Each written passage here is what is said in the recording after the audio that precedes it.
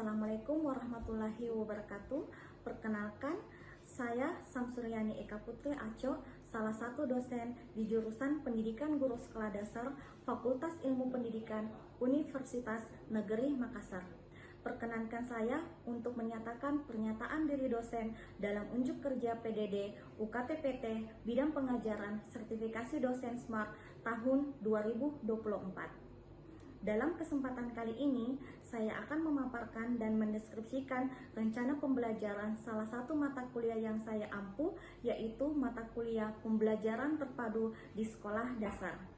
Mata kuliah pembelajaran terpadu di sekolah dasar merupakan mata kuliah yang berada pada semester genap dengan bobot 2 SKS dan merupakan salah satu mata kuliah wajib bagi mahasiswa jurusan Pendidikan Guru Sekolah Dasar.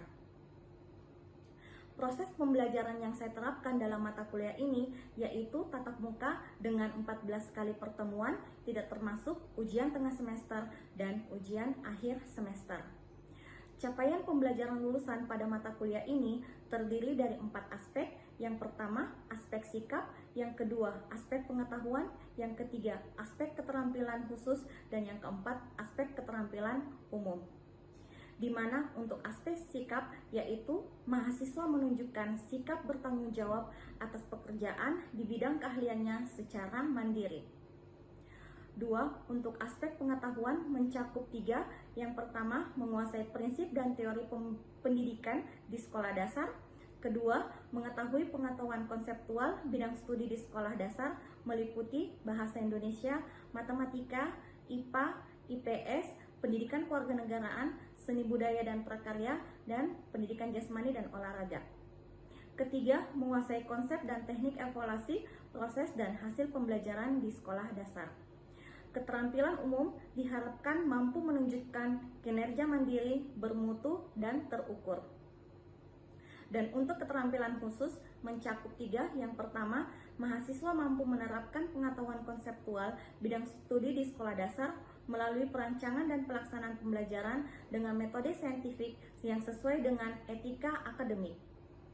Kedua, mampu menganalisis dan memodifikasi kurikulum, pendekatan, strategi, model, metode, teknik, bahan ajar, media, dan sumber belajar yang inovatif sebagai guru kelas di sekolah dasar secara mandiri. Dan yang ketiga, mampu merancang dan melaksanakan evaluasi proses dan hasil pembelajaran di sekolah dasar. Adapun capaian pembelajaran pada mata kuliah ini ada 6. Untuk CPMK yang pertama, menjelaskan landasan dan konsep dasar pembelajaran terpadu. CPMK kedua, menganalisis 10 model dalam pembelajaran terpadu. CPMK ketiga, menganalisis model pembelajaran terpadu dalam kurikulum sekolah dasar. CPMK keempat, mengembangkan dan menerapkan perangkat pembelajaran terpadu di sekolah dasar. CPMK kelima, memilih dan menerapkan pendekatan pembelajaran terpadu. Dan CPMK keenam, yaitu membuat video praktik secara peer teaching dalam pembelajaran terpadu di sekolah dasar. Adapun bahan kajian materi pembelajaran ada 5. Pertama, membahas landasan dan konsep pembelajaran terpadu di sekolah dasar. Kedua, model-model pembelajaran terpadu di sekolah dasar. Ketiga, pendekatan pembelajaran tematik terpadu di sekolah dasar. Keempat, langkah-langkah menyusun perangkat pembelajaran terpadu di sekolah dasar yang terdiri dari RPP atau modul ajar, bahan ajar, lembar kerja peserta didik, media, evaluasi. Dan yang kelima, pelaporan hasil video praktik mengajar pembelajaran terpadu di sekolah dasar. Untuk mendukung proses pembelajaran, saya menggunakan berbagai buku referensi, dapat dilihat pada tampilan berikut.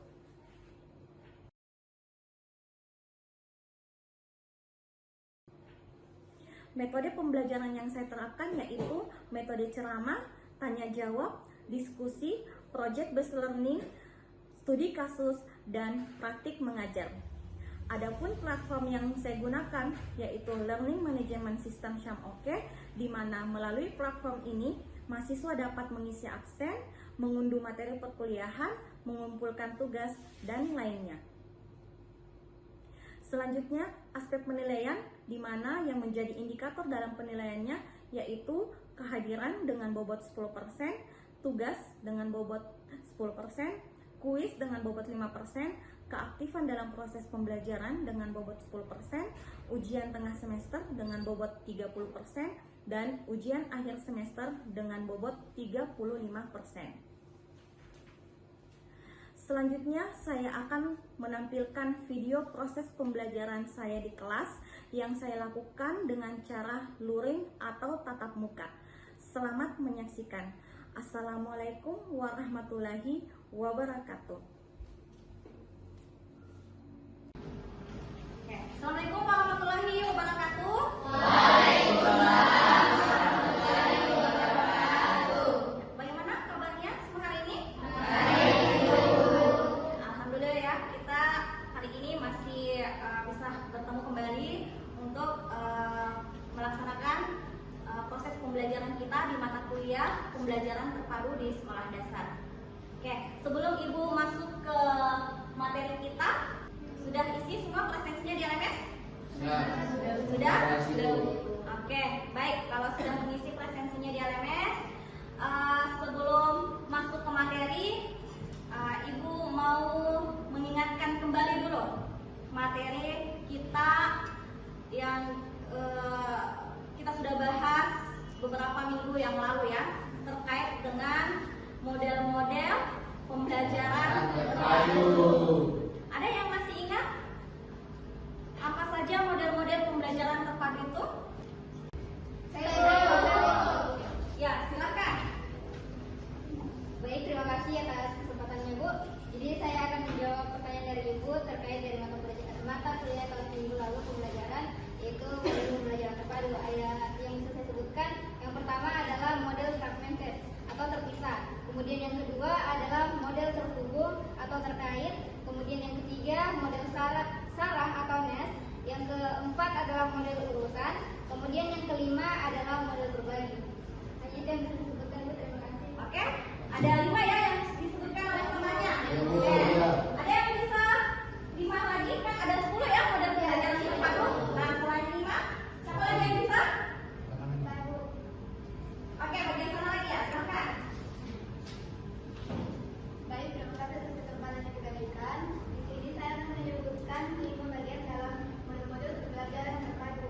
Yang pertama itu ada model network, model integrated, model embedded, dan model graphic model, dan seri model dan seri model. Oke, baik. Beri tepuk tangan dulu.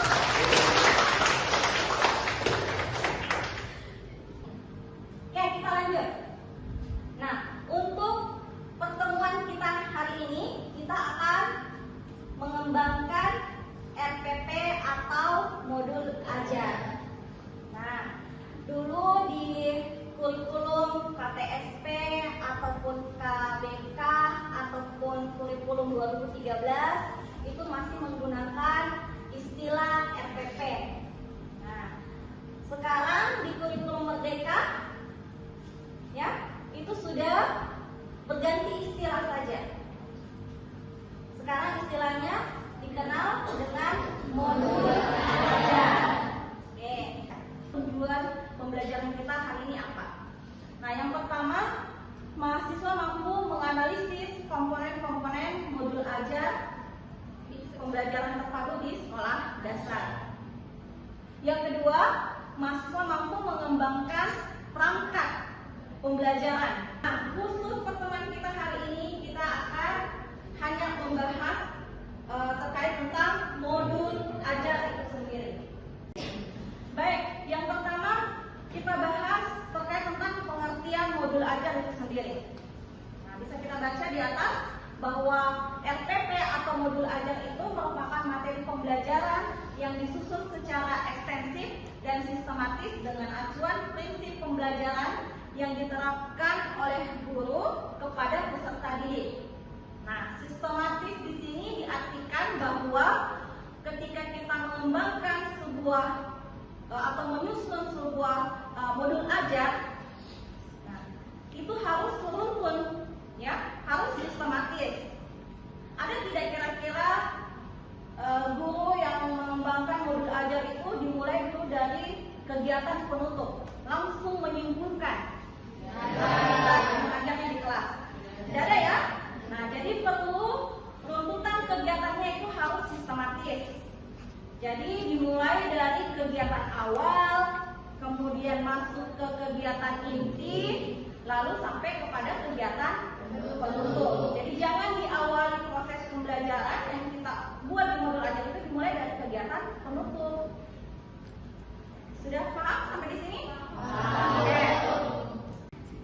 Oke, selanjutnya kita beralih ke tujuan penyusunan modul ajar. Nah, apa tujuan kalian sebagai calon guru ya atau guru untuk menyusun modul ajar itu sendiri? Nah, tujuan pengembangan modul ajar adalah untuk memperkaya perangkat pembelajaran yang dapat membantu guru untuk melaksanakan pembelajaran di kelas. Guru dapat memilih atau memodifikasi modul ajar yang sudah disiapkan oleh pemerintah. Jadi pada dasarnya pemerintah itu sudah ada mengembangkan modul ajar. Nah, kalian sisa memodifikasi. Ketika kalian menjadi guru ya atau mau mengembangkan modul ajar, silahkan modifikasi menyesuaikan dengan karakteristik siswa. Oke, di dalam mengembangkan modul ajar itu sendiri tentunya berlandaskan pada Permendikbudristek nomor 56 tahun 2022 tentang pedoman penerapan kurikulum. Oke, sekarang kita lanjut konsep modul ajar. Ada menurut Nana Sujana mengartikan bahwa modul ajar itu sebagai satu paket program pembelajaran lengkap dan tersusun rapi yang mengandung berbagai komponen penting. Nah, kemudian modul ajar merupakan implementasi dari alur tujuan pembelajaran atau ATP yang dikembangkan dari capaian pembelajaran dengan profil pelajar Pancasila sebagai sasarannya. Nah, ada yang tahu apa itu profil pelajar Pancasila? Yang bagian sini di belakang, ya silakan. Baik Bu, terima kasih atas kesempatan yang diberikan. Jadi profil pelajar Pancasila itu ada 6 dimensi. Yang pertama, beriman dan bertakwa kepada Tuhan Yang Maha Esa, bernegara global, mandiri, bergotong royong, bernalar kritis, dan kreatif. Oke. Jadi tepuk tangan dulu. Oke, jadi itu tadi ya ke-6 profil pelajar Pancasila. Nah, ke-6 profil pelajar Pancasila itu nanti tentunya akan terintegrasi di dalam modul ajar ya yang akan kalian kembangkan nantinya. Oke, lalu yang ketiga modul ajar disusun dengan menyelesaikan fase atau tahapan perkembangan peserta didik. Nah, jadi di kurikulum Merdeka ada lagi istilah fase perkembangan. Jadi modul ajar harus menyesuaikan dengan tahapan perkembangan peserta didik atau fase perkembangan peserta didik. Kalau di sekolah dasar ada 3 fase ya. Ada fase A untuk kelas 1 dan 2, fase B untuk kelas 3 dan 4, fase C untuk kelas 5 dan 6. Selanjutnya, oke, tentunya pengembangan modul ajar bisa dilihat ya. Ada 4. Yang pertama adalah esensial. Nah, esensial yaitu pemahaman konsep dari setiap mata pelajaran melalui pengalaman belajar dan lintas disiplin. Kemudian yang kedua adalah bermakna, ya, ataupun tertantang, yang artinya ketika pembelajaran itu bermakna dan tertantang, nah itu bisa menumbuhkan minat siswa untuk belajar. Lalu yang ketiga relevan dan kontekstual. Oke, relevan dan kontekstual tentunya berhubungan dengan pengetahuan dan pengalaman yang dimiliki siswa sebelumnya. Nah, jadi modul ajar atau materi ajar yang kita kembangkan harus relevan dengan pengalaman siswa. Lalu berkesinambungan, yaitu keterkaitan alur pembelajaran disesuaikan dengan fase belajar peserta didik itu sendiri. Oke.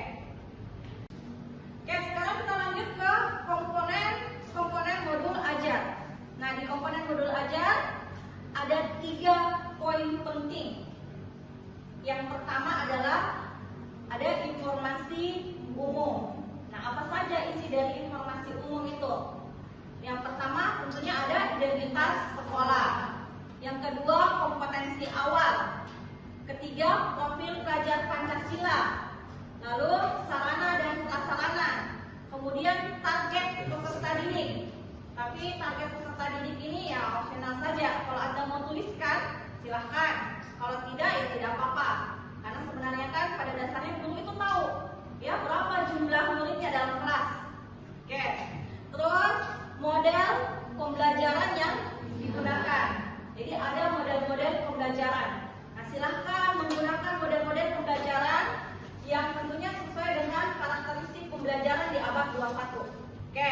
Kemudian yang selanjutnya adalah selain informasi umum, nah selanjutnya ada komponen inti. Nah, di komponen inti ada tujuan pembelajaran, ada pemahaman bermakna, pertanyaan pemantik, kemudian kegiatan pembelajarannya, asesmen, pengayaan dan remedial, lalu ada refleksi. Kemudian yang ketiga ada lampiran. Di lampiran ada lembar kerja peserta didik, kemudian ada bahan bacaan. Bahan bacaannya itu boleh bahan bacaan guru dan bahan bacaan siswa. Kemudian glosarium, lalu ada daftar pustaka. Oke, selanjutnya tujuan pembelajaran. Nah, di tujuan pembelajaran ada 3 poin penting yang perlu kalian perhatikan ketika merumuskan tujuan pembelajaran. Nah, di dalam tujuan pembelajaran ada 3 poin penting yang perlu kalian perhatikan untuk merumuskan tujuan pembelajaran. Yang pertama adalah kompetensinya. Nah, di kompetensi itu adalah kemampuan yang dapat didemonstrasikan peserta didik. Nah, untuk kompetensinya tentunya Anda harus menggunakan kata kerja operasional. Nah, apa itu kata kerja operasional? Kata kerja yang dapat atau kata kerja yang mudah untuk diukur. Ya, contoh misalnya Anda menyuruh siswa untuk dapat menyebutkan atau menjelaskan. Nah, itu kan mudah untuk diukur. Terus yang mana itu kata kerja yang sulit untuk diukur? Misalnya kata kerja memahami. Kata memahami itu kan sangat luas ya cakupannya. Bagaimana kita bisa tahu siswa kita paham kalau siswa tersebut tidak bisa menyebutkan? Bagaimana kita bisa tahu siswa itu paham kalau siswa itu tidak bisa menjelaskan? Jadi harus menggunakan kata kerja operasional.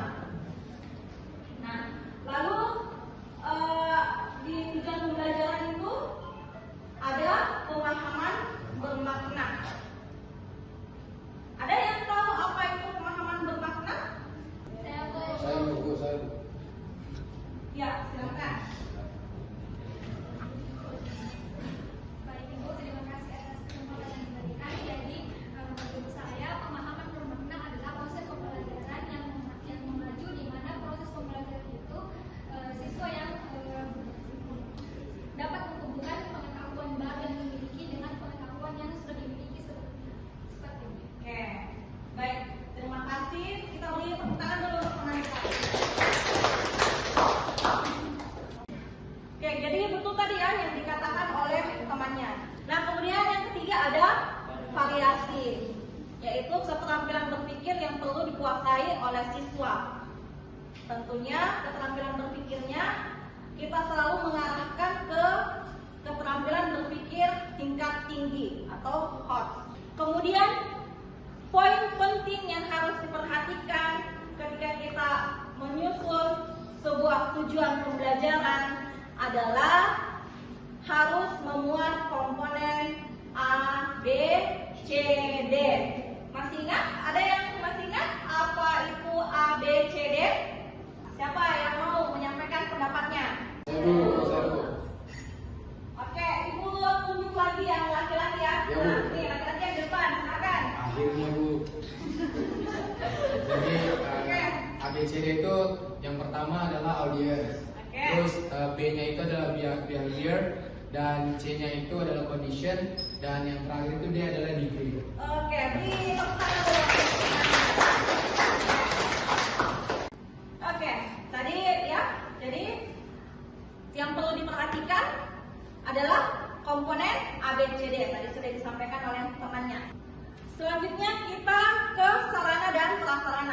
Nah, di sarana prasarana ada media, alat dan bahan belajar. Oke, medianya bebas. Mau guru menggunakan media visual, media audiovisual atau audio. Nah, itu bebas saja ya. Kemudian lingkungan belajar yang dimodifikasi. Nah, lingkungan belajar yang dimodifikasi, jangan sampai kalian menganggap bahwa proses belajar mengajar itu hanya bisa terlaksana di dalam kelas. Nah, Anda juga bisa melakukan modifikasi. Sekali-sekali Anda mengajar siswa untuk belajar di luar kelas. Selanjutnya ada karakteristik peserta didik. Nah, di karakteristik peserta didik di sini, yang pertama adalah peserta didik reguler. Nah, reguler itu yang peserta didik yang umumnya, yang normal. Nah, kemudian ada kesulitan belajar. Kemudian ada yang mengalami ketunaan. Nah, misalnya tunanetra, pengalami buta dan lain sebagainya. Kemudian ada siswa yang berbakat. Kayak itu macam-macam karakteristik di dalam peserta didik. Jadi kita belajar di kelas itu tidak satu macam. Siswa kita beragam ya, unik. Siswa itu punya keunikannya masing-masing. Siswa itu berbeda antara satu dengan yang lainnya. Jadi kalian sebagai guru, itulah mengapa harus dituntut untuk banyak menguasai model-model pembelajaran, banyak menguasai metode-metode pembelajaran, ya, banyak menguasai teknik ataupun strategi, karena kebutuhan siswa di dalam kelas itu berbeda antara satu dengan yang lainnya. Oke, kemudian ada materi pokok. Nah, di materi pokok tentunya materinya yang kalian buat harus menyesuaikan dengan tujuan pembelajarannya. Jangan sampai ada yang membuat materinya berbeda dengan tujuan pembelajarannya. Ya. Kemudian tidak memuat unsur sara dan memuat kearifan lokal daerah setempat dan mengaitkan isu-isu terkini. Oke. Berikutnya. Nah, langkah-langkah di dalam kegiatan pembelajaran. Nah, jadi langkah-langkah kegiatan pembelajaran itu ada 3. Ada kegiatan awal, kegiatan inti, dan kegiatan penutup atau akhir. Berikutnya, nah, asesmen. Nah, di dalam modul ajar yang kalian kembangkan harus juga tertulis bentuk penilaian yang kalian mau gunakan. Bentuk penilaiannya seperti apa? Apakah dalam bentuk performa, misalnya dalam bentuk presentasi atau drama dan lain sebagainya. Kemudian yang kedua ada tertulis. Tertulis itu esai, ataukah dalam bentuk pilihan ganda, ataukah dalam bentuk jawaban singkat atau isian singkat dan lain sebagainya. Lalu ada praktik. Praktiknya berupa seperti kayak project atau portofolio. Kemudian yang keempat ada penugasan. Oke. Lalu yang terakhir ada refleksi. Nah, kegiatan refleksi ada beberapa pertanyaan kunci yang sekiranya biasanya dilakukan oleh guru di dalam kelas sebelum mengakhiri proses pembelajaran. Oke, selanjutnya ada pengayaan dan remedial. Nah, untuk pengayaan diberikan oleh guru kepada siswa yang memiliki kemampuan atau minat yang tinggi terhadap topik pembelajaran yang sedang dipelajari. Kemudian untuk remedial. Remedial diberikan guru kepada siswa yang memiliki penguasaan kompetensinya itu rendah ataukah siswa itu tidak mencapai tujuan pembelajaran pada hari itu, sehingga guru harus memberikan remedial kepada siswa tersebut. Oke, sampai di sini sudah dipaham materinya? Ada yang ingin bertanya sebelum kita akhiri proses perkuliahan kita hari ini? Silakan. Ya, silakan. Baik Bu, yang saya ingin tanyakan adalah apa sih itu pertanyaan pemantik Bu? Oke, pertanyaan pemantik. Nah, jadi pertanyaan pemantik itu biasanya guru berikan kepada siswa dalam bentuk pertanyaan. Tujuannya apa? Supaya guru tahu sejauh mana pemahaman siswa terhadap materi itu, ya. Nah, itu juga tertulis nanti di dalam modul ajar yang kalian kembangkan. Ada bentuk pertanyaan pemantik. Silahkan Anda tuliskan seperti apa bentuk pertanyaan pemantiknya. Tentunya pertanyaannya disesuaikan dengan materi yang akan Anda atau kalian mau belajarkan atau kalian mau buatkan modul ajarnya. Oke, kira-kira sudah dipaham? Yang lain sudah paham? Oke, baik. Sebelum kita akhiri perkuliahan kita hari ini, Ibu akan memberikan beberapa pertanyaan dalam bentuk kuis. Ya, jadi kuisnya nanti menggunakan aplikasi Quizizz. Silakan nanti Ibu bagi linknya ya. Oke, sekarang kita mulai untuk bermain kuisnya.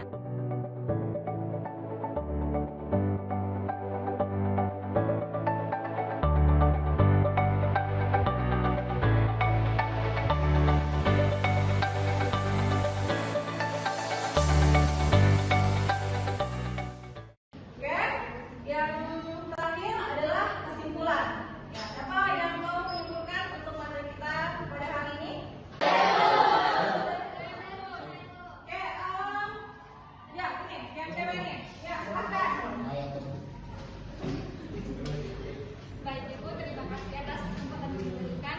Jadi kesimpulan yang bisa saya ambil dari pembelajaran kita hari ini yaitu tadi kita sudah belajar mengenai modul ajar. Tadi ada komponen-komponen modul ajar yang sudah kita pelajari, mulai dari komponen umum, terus ada komponen inti dan akhirat.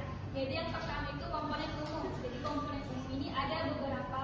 Yang pertama itu ada identitas sekolah, terus ada kompetensi awal, profil pelajar Pancasila, sarana dan prasarana, target peserta didik dan model pembelajaran yang digunakan. Terus yang kedua ada komponen inti. Jadi komponen inti itu yang pertama ada tujuan pembelajaran, terus pemahaman bermakna, pertanyaan pemantik, terus kegiatan pembelajaran, asesmen, pengayaan dan remedial, terus ada refleksi dan yang terakhir itu lampiran. Lampiran ada LKPD, terus bahan bacaan, glosarium dan daftar pustaka. Iya, mantap sekali.